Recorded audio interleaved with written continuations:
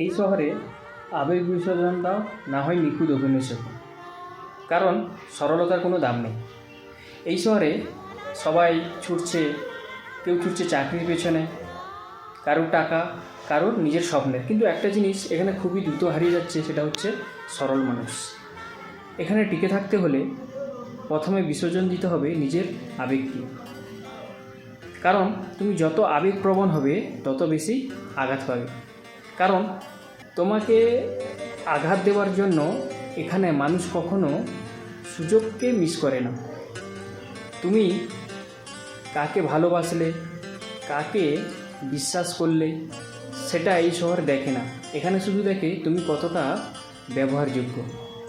তাই তো দেখা যায় সবচেয়ে সরল মানুষটাই না সবচেয়ে বেশি কষ্ট পায়, কারণ তারা দেখবেন অভিনয় করতে পারে না, কারণ তারা হৃদয় দিয়ে কথা বলে, কারণ তারা সহজে বিশ্বাস করে ফেলে সবাইকে। কিন্তু এখানে সরলতা দুর্বলতা বলে ধরা হয়।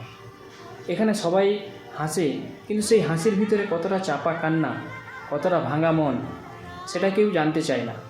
মানুষ মুখে বলে সত্য কথা বলো, কিন্তু সত্যি যখন সত্য বলো তখনই তোমাকে খারাপ প্রমাণ করে দেয়। তাই দেখবে যারা নিখুঁত অভিনয় জানে না, তারা দ্রুত উঠতে পারে, কারণ এখানে বাস্তবে নয়, দেখানোর দুনিয়ায় বাঁচতে হয়।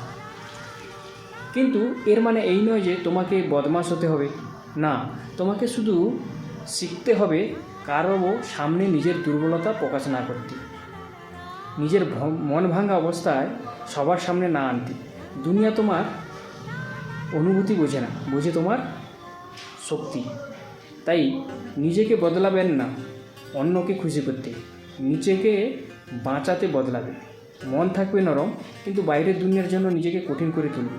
কারণ এই শহরে সরলতার কোনো দাম নেই, কিন্তু তোমার মানসিক শান্তির দাম অমূল্য।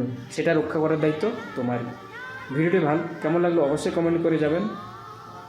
আশা করছি সবাই ভালো থাকবেন। ধন্যবাদ।